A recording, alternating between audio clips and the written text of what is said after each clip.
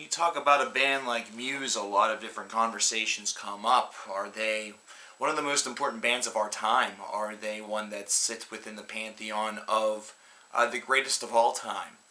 Is this a group that is progressive rock? Are they alternative rock? Or are they kind of helping to forge something that's a bit brand new and have been doing so ever since the inception of their career in the latter portion of the 90s? Well, all that is really kind of unneeded conversation right now as we talk about Drones, their new album from 2015, which is just set to be released. We need to talk about this disc because of its importance, because consider the drone age that we're in right now. Consider all of the drones are now personalized. You can own a drone, and yeah.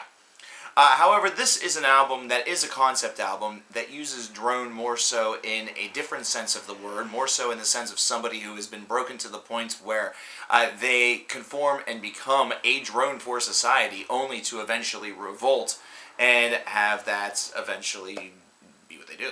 Yeah.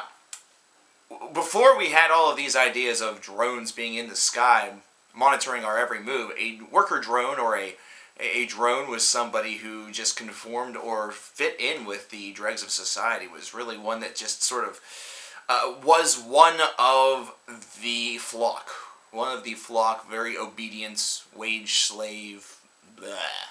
Kind of what you don't want to be. And really in this, especially early on with Drill Sergeant, which follows Dead Inside showcasing that our main character is indeed no longer an individual. He's been stripped of all of that. With Drill Sergeant, we get the idea of the traditional drill sergeant within the military, which aids to, or aims to break you down and make you obedient to those orders that you are given and turn you into a ruthless killing machine. Yeah. Psycho. It's a good way to put it. So, there's a lot of parody going on here. There's a lot of harsh criticism going on here, and there's a story that has very realistic ideas that is it's kind of being told in a way that really has fit in so many different decades or so many different generations within these past couple. That is it makes it insanely relevant, not to mention very relatable. This could easily be applied to the Vietnam War with ideas that you have seen in films such as Full Metal Jacket. We hear a quotation later on from JFK, from John F. Kennedy, former president. And this whole idea of the country, there no longer being a country left, and this whole concept that all of the other countries have been destroyed, or we have conquered them already. It's kind of a bit of a take on either American bravado, either that, or just the fact that this is a world right now where when one stands tall, they destroy themselves. So let's talk about this musically, because we talked about The Second Law, and it was not the album really for me from Muse. I liked a lot of their stuff that was before that. Now, on this disc, there is a lot of guitar. That's one thing I am proud of. The one thing I really do enjoy about this disc is that the guitar has definitely returned in a big way. It's something that really showcased itself only in moments on The Second Law, and it is back in full force with Drones. And it's a heavy record at times, but at times there is a name that comes to mind. And this is almost universal of Muse's sound, period. But especially on the second half of this disc, the name Queen really, really shows itself and illuminates itself as a true surefire reference to this band, not to mention probably one of the biggest influences to their sound at some points, especially whenever they want to go into unique progressive territory. Songs such as Aftermath and whenever we get into The Globalist, the two of the very final tracks on this album, and then Drones, the very last song, almost echoes some sort of Gregorian chant, even with the Amen at the end, in order to really create this trilogy of a finale of this story that is told in a very, very... It's a solemn and you're almost sorry to hear that this is what it has come to, but you also recognize just how true and how piercing that these words can be. I have to say, Reapers is a great song. I really like the construction of Reapers. Really, this whole entire album has a lot to really offer a listener.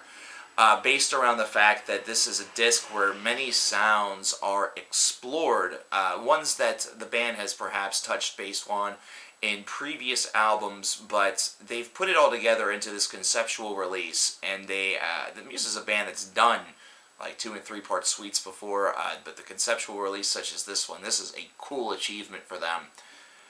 This has all of the markings and all of the hallmarks of being one of the better albums of the 2010s. Not necessarily in the concept department. I think the concept can at times seem a bit dated, but I really like it. It's really dependent on the eye of the beholder and the ear of the listener on that one.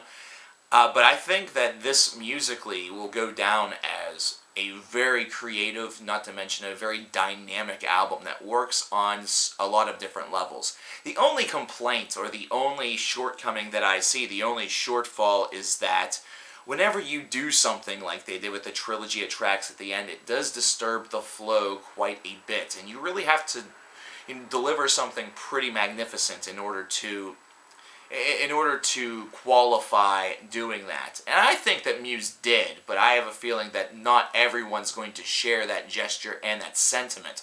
And I feel that that's going to hurt this album in the long run.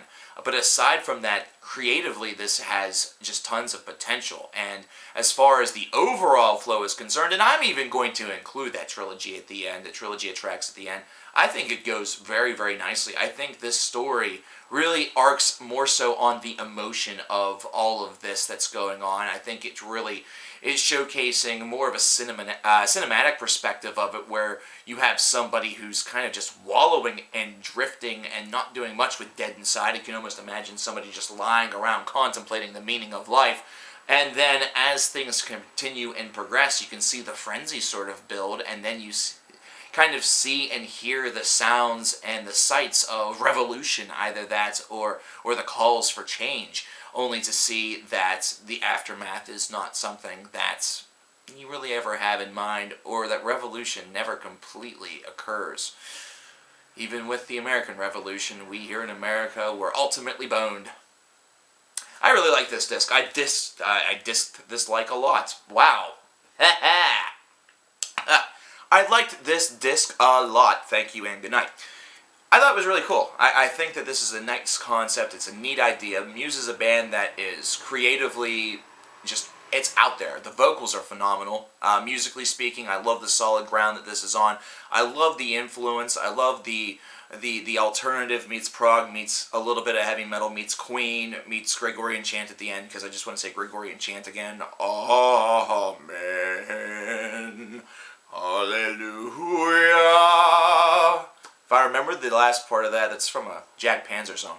But I would give this album an 84 out of 100. I think it does a lot of great things right. What do you guys think? What did you guys think about Drones from Muse?